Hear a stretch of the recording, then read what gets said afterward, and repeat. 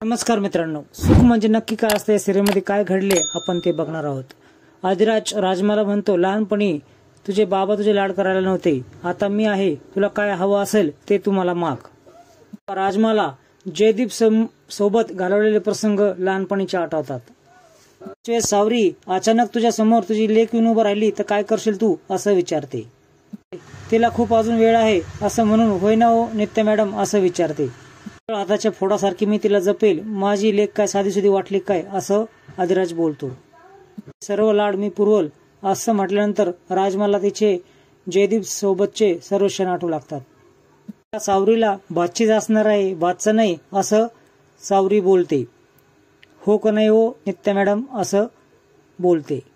त्या भाची बरोबर नाचणार, खेळणार, सर्व काय करणार. त्याच्यावेळेस आदिराज बोलतो, सांग बरं कशी नाचणार ते. त्याच्यावेळेस लगेच सावरी नाचू लागते.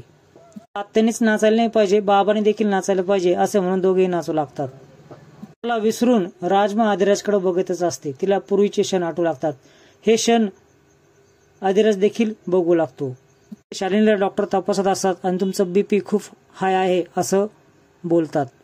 नेहमीच असतं, वेगळं काय असेल तर ते आजार सांगा असं. ब्लड प्रेशर वाढतच राहिला तर तुमच्या हार्टवर प्रेशर येऊ शकतो. त्याच्यावेळेस शालिनी बोलते, नाही येणार, माझं दगडाचं हृदय आहे असं बोलते.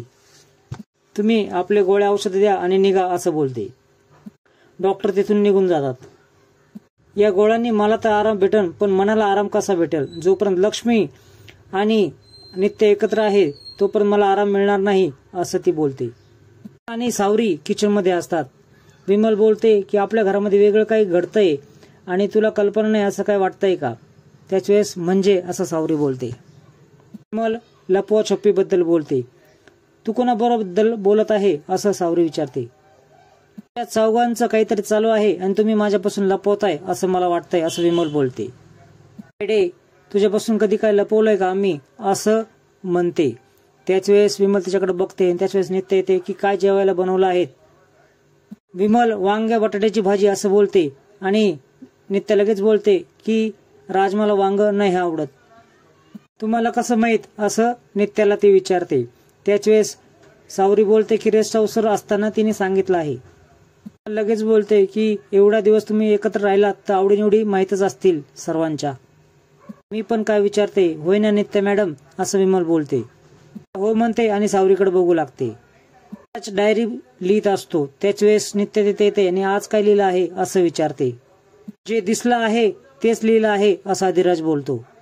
जसं आपल्याला झाडाला बांधून ठेवलं होतं तसं यापूर्वीही घडलं आहे असं तो बोलतो.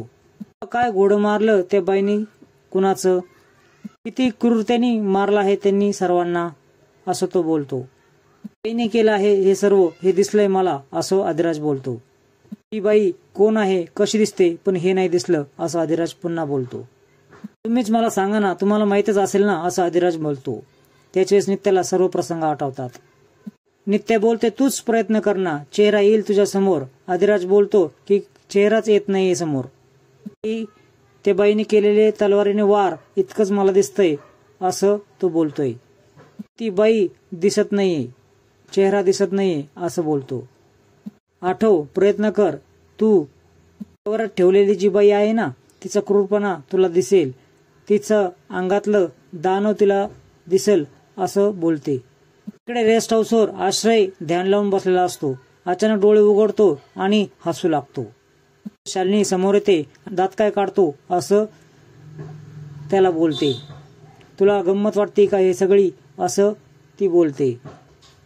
आश्रय तिला बस असं सांगतो. असू तर काय करू, अंधारात ठेवून तू नित्याच्या समोर जे जे करते ते सर्व उघडकीस येत आहे असं तो शालिनीला बोलतो. जे सर्व पत्ते तिच्या समोर ओपन करतेस ती सहजच तुला मात देऊ शकते असं तो शालिनीला बोलतो. शालिनी लगेच बोलते, ए तुला माझ्या चुकांचा पाडा वाचायला बोलवलं नाही, काय उपाय करायचा आहे ते सांग असं बोलते. तिला मारायला एक मुंगी पुरेशी असते आणि एक मोठ्या नावेला बुडवण्यासाठी एक छिद्र देखील मोठं असतं असं ती बोलते. तुझं जहाज बुडवणार आहे असं तो बोलतो आणि त्यासाठी कारणीभूत आहे एक चूक असं तो बोलतो.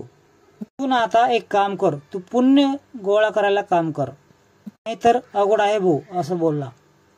माघार घे आणि शांत बस असं तो शालिनीला बोलतो.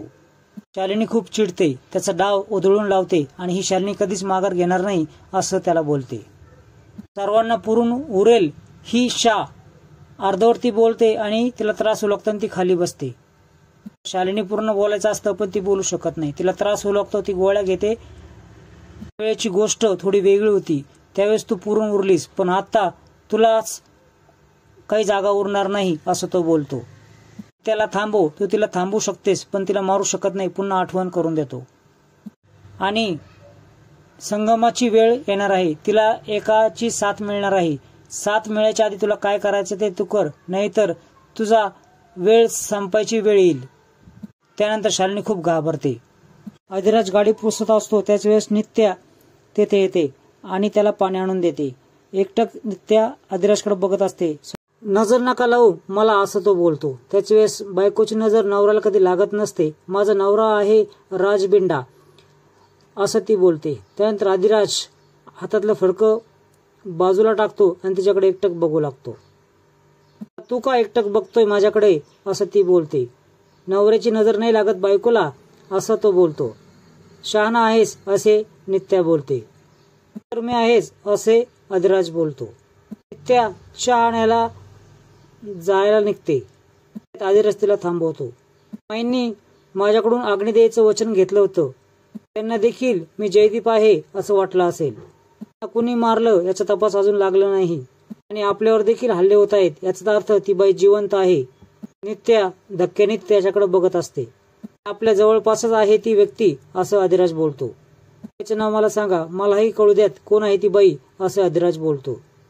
मला सांगायचं होतं तुला, पण तेव्हाही खात्री नव्हती आणि आताही खात्री नाहीये. माझ्यावर विश्वास ठेवशील का नाही याची अधिराज वैतागून नाव सांगा मला त्या बाईचं असं बोलतो. मी नाव सांगते पण मला त्याआधी एक वचन दे की हे नाव सांगितल्यावर आपल्या नात्यामध्ये काही फरक पडणार नाही ते. अधिराज हातावर हात ठेवून वचन देतो तिला. आता त्या बाईचं नाव सांगा मला असं तो बोलतो. आपल्या आयुष्यात येणं, आपल्या दोघांचं एकमेकांशी भेटणं, ती माई राजमा शेखर येणं, हे सर्वांनी आपल्या आयुष्यात येणं हे काही योगायोग नाही, हे सर्व नियतीने घडवलेलं आहे. तुम्ही या सर्वांचं नाव घेतलं पण त्या बाईचं नाव घेतलंच नाही तुम्ही असं अधिराज बोलतो. दिसणारी दुसरी तिसरी ती बाई नसून ती शालिनी शिर्के पाटील आहे असं नित्या पडखडपणे त्याला सांगते. अधिराजला खूप धक्का बसतो. त्याला शालिनी सोबतचे सर्व क्षण आठवू लागतात. मालकीनबाईंनीच जयदीप गौरीला ती पुढे बोलू लागताच शब्द कापतो अधिराज. अधिराज तिला थांबवतो. रागातच तिथून निघून जातो. अधिराज पायरीवर जाऊन बसतो. मोठ्या मोठ्याने राजमाला हाका मारू लागतो. राजमा बाहेर येते आणि माझ्या प्रश्नाचं खरं खरं उत्तर दे असं अधिराज विचारतो. मालकीनबाईंनी तुझ्यावर हल्ला केला होता का? छुपी करू नको, सर्व खरं खरं सांग मला असं बोलतो. मला चक्कर आली, तू आजारी पडली, हे सर्व खोटं होतं ना? हे सर्व माझ्या पुढे देखावा होता ना? काहीतरी वेगळंच आहे होय की नाही असं तो तणकवून तिला विचारतो. राजमा हो बोलते, कबुली देते. काय घडलं होतं ते सांग मला असं अधिराज तिला विचारतो. अधिराजला सर्व प्रसंग ती सांगू लागते. कसं शालिनी तिला घेऊन जंगलामध्ये गेली, बायकांनी तिला अडवलं, काठ्यांनी मुंडकं पकडलं, बंदूक शालिनी रोखली, नंतर नित्याने येऊन सगळं नीट केलं, तिला मारलं, गुंडांना मारलं आणि राजमाला वाचवलं. सर्व प्रकार ती सांगते. अधिराजच्या डोळ्यामधून पाणी येतं. खोटं बोलणार नाही हे सत्यच आहे असं वाटतंय, पण काही गोष्टी समजून होतात हेही खरं आहे. सर्व गोष्टीचा तपास मी स्वतः लावणार असं तो बोलतो. वेळ पाहिजे मला असं म्हणून तो घरात निघून जातो. त्या राजमा आणि लवली इकडे बोलत असतात. इतके अर्जंट मला का बोलवलं असं लवली बोलतो. ते म्हणते आपल्याला सावध राहावं लागणार आहे, आपल्याला सैन्य गोळा करावं लागणार आहे, कारण युद्धाची सुरुवात होणार आहे. एकजुटीने सगळ्यांनी मिळून लढावं लागणार आहे असं ती बोलते. आता घरामधून देखील युद्ध चालू होणार आहे, वाद चालू होणार आहे, मी सर्व बाबाला सांगितलं आहे असं राजमा बोलते. अरे देवा म्हणतो आणि आता राजदा काय करणार आहे त्याच्यावर असं विचारतो. राजदाचा विश्वास बसला का असं लवली विचारतो. नाही अजून असे नित्या बोलते. एक डाव त्याच्या डोळ्यासमोर बसायलाच हवा असं ती बोलते. एकदा का शालिनीचा चेहरा त्याच्या समोर आला ना त्यानंतर आपल्याला काहीच करावं लागणार नाही असं नित्या बोलते. मित्रांनो, पुढील भागामध्ये आपल्याला खूप रंजक असा भाग बघायला मिळणार आहे. तू कुठं चालला आहे असं नित्या अधिराजला विचारते. हाऊसवरती मालकीनबाईला भेटायला असं राजदा बोलतो. नित्य धक्क्याने त्याच्याकडे बघू लागते. शालिनीकडे जातो. शालिनी सोफ्यावर बसलेली असते. त्या शेजारी पाहुणे असते. राजमाला भेटल्या होत्या का तुम्ही असं शालिनीला विचारतो. कुठे घेऊन गेला होता तुम्ही असं तो विचारतो. प्रचंड घाबरते. पूर गोंधळते.